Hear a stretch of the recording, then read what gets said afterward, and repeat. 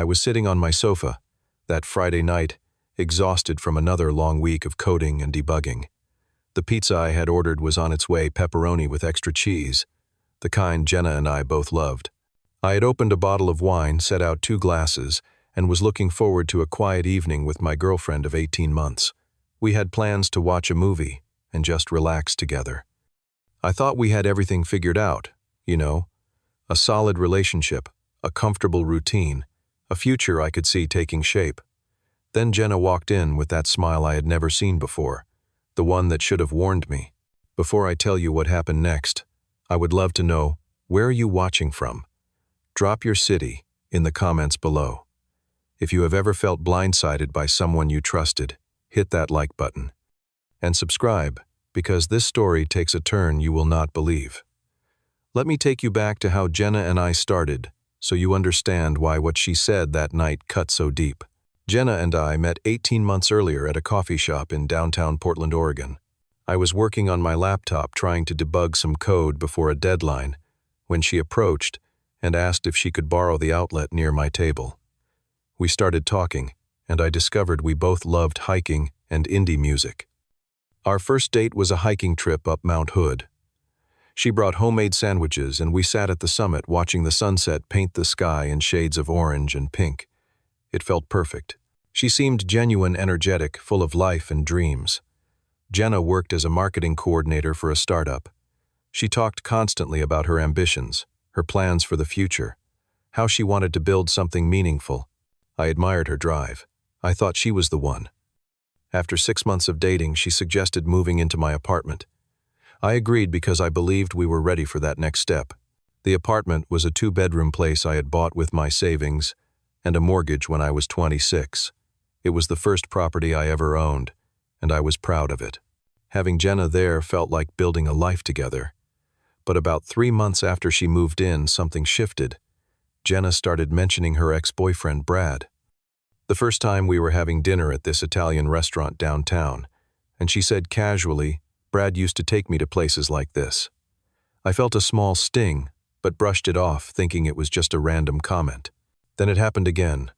We were watching a movie, and she said Brad would have loved this movie. I started noticing a pattern. Everything became a comparison with Brad. I asked her about him one night. She told me they had broken up 2 years before we met. Brad was apparently a successful businessman who had started his own company.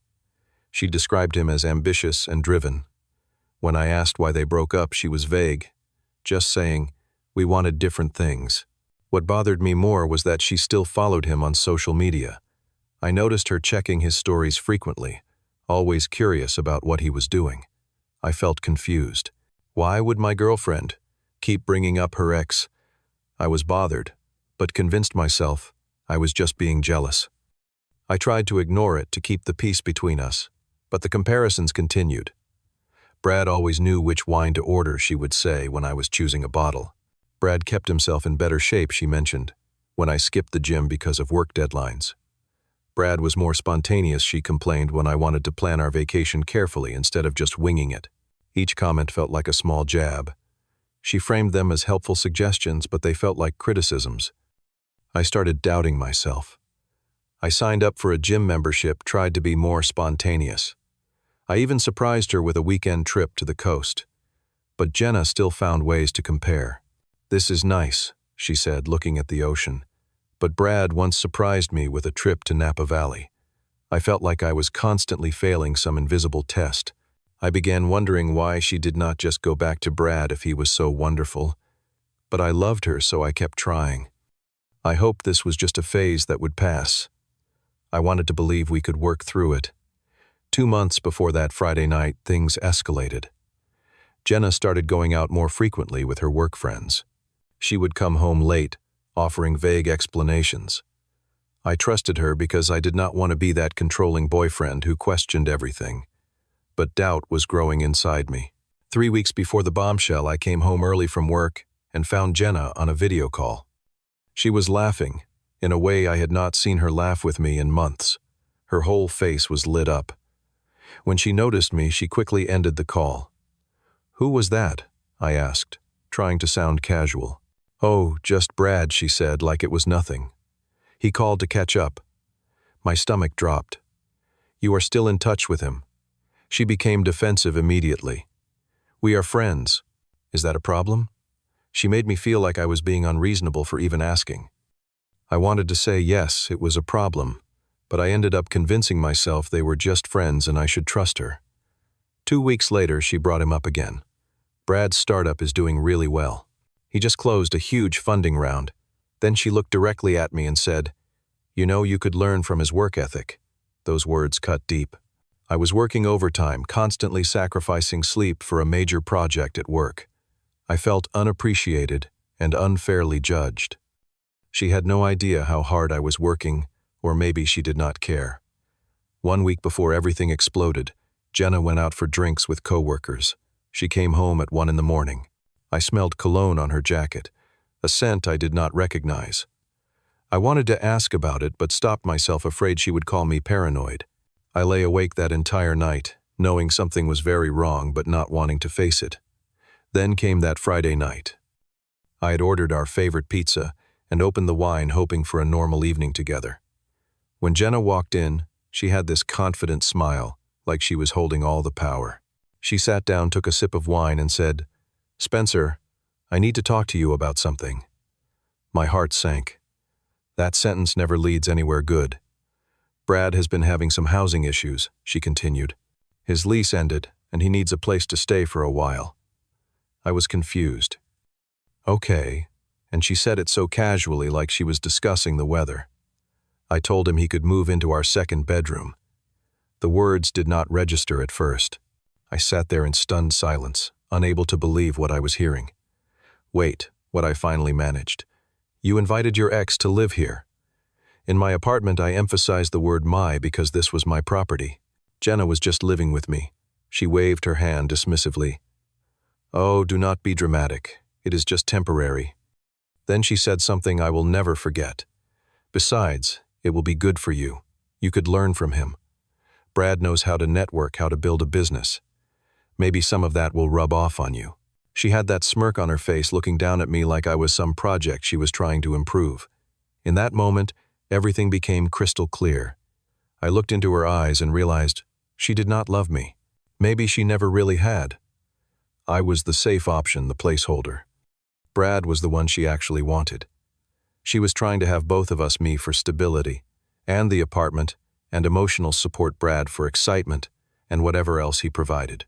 But instead of exploding, I felt this strange calm wash over me. I remembered something my father once told me. When someone shows you who they really are, believe them, and act accordingly. So I took a breath and asked calmly, "When is he moving in?" Jenna looked almost surprised that I was not fighting her on this. "This Sunday. I will help him move his stuff." I nodded. "Okay." She seemed disappointed, like she had wanted drama, wanted me to beg her not to do this. "I am going out for drinks," she announced, standing up. "Do not wait up." That confirmed everything. She was going to meet Brad. The door closed behind her, and I sat alone in my apartment, staring at the untouched pizza and wine. But I was not devastated. I was resolved. My phone buzzed. It was a text from my best friend, Jake. "Hey man, saw Jenna at the Pearl Bar with some guy. They looked pretty cozy. You guys okay?" There was a photo attached. Jenna and Brad. I recognized him from social media, sitting very close together. Her hand was on his arm. The timestamp showed 45 minutes ago. She had told me she was going out with coworkers. Another lie. I stood up from the couch. I felt this incredible clarity, like I was standing in the eye of a storm. I decided right then I was not going to beg. I was not going to fight. I was going to show her who actually had the power in this situation. I looked at the clock. 9:47 on Friday night. Jenna said Brad was moving in Sunday. That gave me about 40 hours to act. A plan formed in my mind. Pack her belongings. Change the locks. Brad wanted to move in. He could have Jenna, just not in my apartment. I smiled, not from happiness, but from pure resolution. It was time to take control. I started immediately that Friday night. First, I needed documentation. I took screenshots of Jake's text message and the photo evidence of what was really happening. I pulled up my lease agreement. Only my name was on it. I checked through my receipts and bank statements. I had paid the deposit every month of rent, all the utilities. Jenna had never contributed anything that was legally documented. I realized that, legally speaking, she was just a guest in my home. She had no tenant rights, no claim to this place. I called Jake. I need your help tomorrow. Big favor. He could hear something in my voice. What is going on? He asked. I am taking my life back, I told him. I will explain everything tomorrow. Jake showed up at 7 the next morning with his truck. I explained the whole situation over coffee. About time, man, he said. I never liked how she treated you. We got to work. We started packing Jenna's belongings. Clothes from the closet. I noticed she had taken up 3/4 of the space. Toiletries from the bathroom. Decorations she had added around the apartment. Looking at them now, I realized most of them made my place look worse, not better. Books, shoes, random items she had scattered everywhere. We filled 15 large boxes and 7 garbage bags with her stuff. As we packed, I found things that hurt, but also validated my decision. Hidden in her drawer was a gift from Brad, an expensive watch, with an engraving I could not quite read but knew was not for me. There were old photos of her, and Brad tucked away. And then I found love letters from Brad, dated from 3 months ago, right in the middle of our relationship. She had been reconnecting with him for months. This was not sudden. It was planned. I had not been paranoid at all. I had been right to trust my instincts. Instead of making me angrier, these discoveries made me calmer. They validated my decision completely. I was not overreacting. I was not being unreasonable. I was responding appropriately to betrayal. By Saturday afternoon, all of her belongings were packed. I called a locksmith, paid extra for emergency weekend service, and had the locks changed by 3 in the afternoon. Holding those new keys felt symbolic, like I was opening a door to a new chapter of my life. I moved all of Jenna's boxes to the building's storage unit temporarily. Then I cleaned the apartment, thoroughly removing every trace of her presence. As I cleaned, I realized the place looked better, without her stuff cluttering it up. My home felt like mine again. Saturday evening, I sat down to compose a text message to Brad. I had found his number through the call logs on Jenna's phone, which she had left on the kitchen counter that morning. She had called him 53 times last month alone. I drafted the message carefully. My first attempt was too emotional. You can have her, she is a cheater. I deleted it. Showing emotion meant showing I was hurt. My second draft was too aggressive. Enjoy my leftovers. That made me look petty. Finally, I crafted the perfect message. Hey Brad, this is Spencer, Jenna's boyfriend. Well, ex-boyfriend as of tonight. She mentioned, you need a place to stay. Here is my offer, she is yours now completely. Her belongings are in storage unit B7, at the Morrison Apartments 342 Southwest Taylor Street. I have included the access code 4792. Pick them up anytime. She has been staying at the Pearl Bar tonight last I heard. Good luck. You are going to need it. Spencer. It was perfect. Matter of fact, not emotional. It showed I had complete control. It implied Jenna was Brad's problem now. The concrete details about the storage unit proved I had really done what I said. The last line, you are going to need it, was a subtle warning about her character. I hit send at 7:34 on Saturday evening. There was no going back now. I felt lighter immediately. I ordered Thai food, my favorite, that Jenna never liked, and watched a basketball game in peace. I put my phone on silent. I did not want to see her response yet. I wanted this one evening of complete peace. Sunday morning at 10, I finally checked my phone. 37 missed calls from Jenna. 21 text messages. I read through them, watching the progression of her panic. 11:23 Saturday night. Where are you? I am home, and you are not here. 11:31. Spencer. Your car is here, but you are not answering the door. 11:35. My key is not working. 11:40. Spencer. Open the door. 11:45. This is not funny. Let me in. 12:03. Sunday morning. You changed the locks. Are you kidding me? 12:15. We need to talk about this like adults. 12:47. You cannot just kick me out. I live here. 123. Brad told me what you texted him.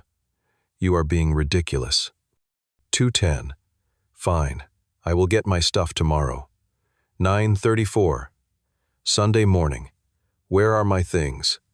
10:02. Spencer, answer me. There was also a response from Brad, received Saturday at 9:15. Got your message. Interesting situation. Thanks for the heads up. It was short and neutral. Smart guy staying out of the drama. At 10:30 Sunday morning, I sent Jenna a single text. Your belongings are at storage unit B7 Morrison Apartments, code 4792. Brad has the details. Please collect them within 7 days, or they will be donated. Do not contact me again. We are done. She tried calling from a different number. It was Jake's phone. He answered, and then handed it to me with a questioning look. I could hear Jenna crying. Spencer, please, can we just talk? I made a mistake. I took a deep breath.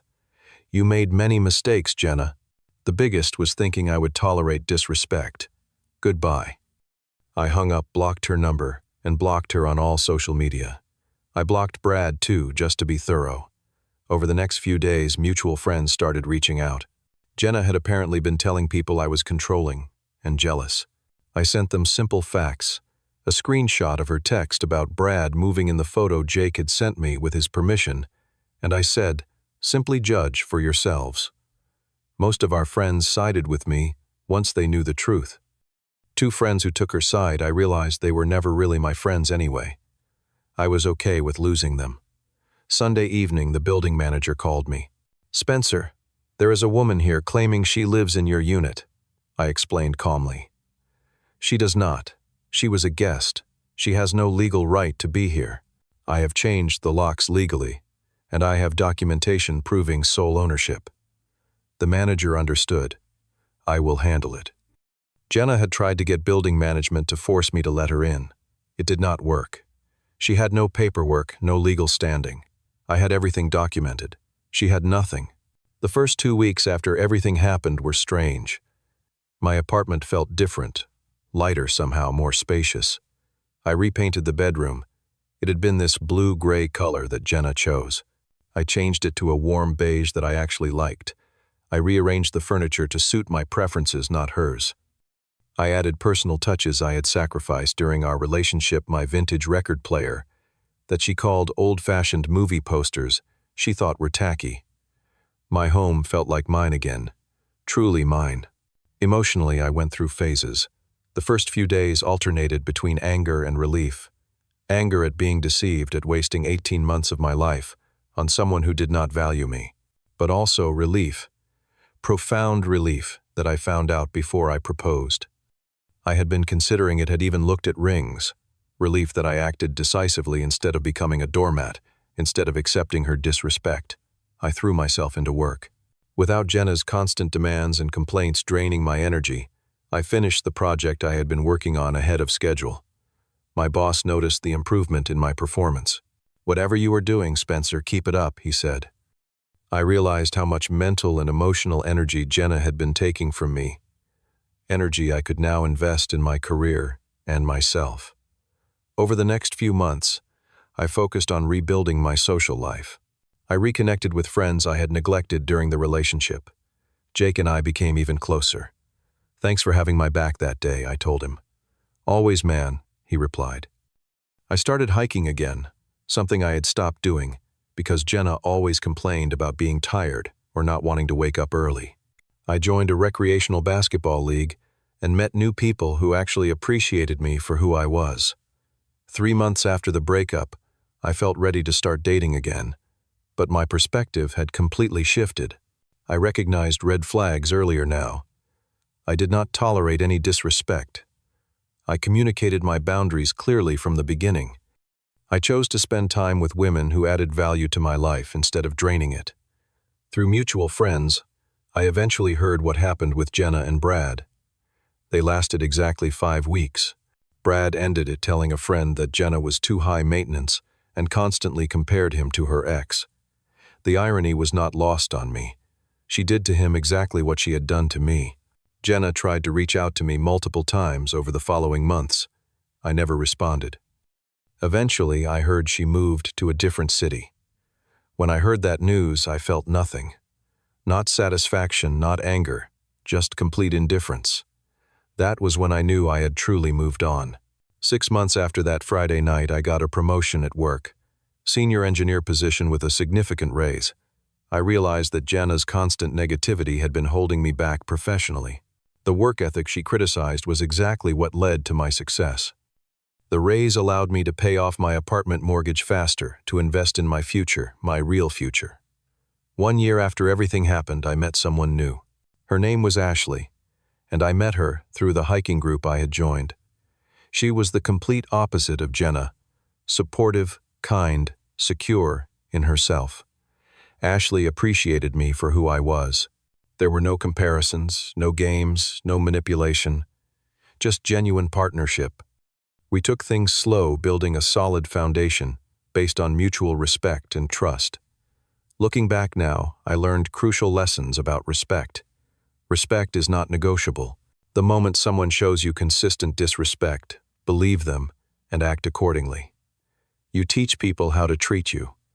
I taught Jenna that I would tolerate comparison and criticism, but never again. I learned about self-worth too. I spent months trying to measure up to someone else's standards, trying to compete with a ghost from her past. But I was already enough. The problem was never me, it was her. I learned about the power of action. Sometimes the most powerful thing you can do is walk away silently. No drama, no long explanations, just firm boundaries. I could have begged, fought, tried to change her mind. Instead, I chose dignity. It was the best decision I ever made. Now, sitting in my apartment 2 years after that Friday night with Ashley asleep in the bedroom, I look around at this space. It is still the same apartment, but transformed. It is filled with my choices shared with someone who values me. I have no regrets about Jenna. I am grateful for the lesson she taught me. People will test your boundaries. They will push to see what you will tolerate. The question is not whether it will happen, it is how you will respond when it does. That Friday night I learned I would rather be alone and respected than partnered and diminished. And once I learned that everything changed. Have you ever had to make a tough choice to protect your self-respect? Drop your story in the comments below. I would love to hear how you handled it. If this story resonated with you, please hit that like button and subscribe for more real-life stories. Share this video with someone who might need to hear it. Thank you for listening to my story, and I hope it reminds you that you deserve respect always. Stay strong, and remember your worth is not determined by how others treat you. Take care.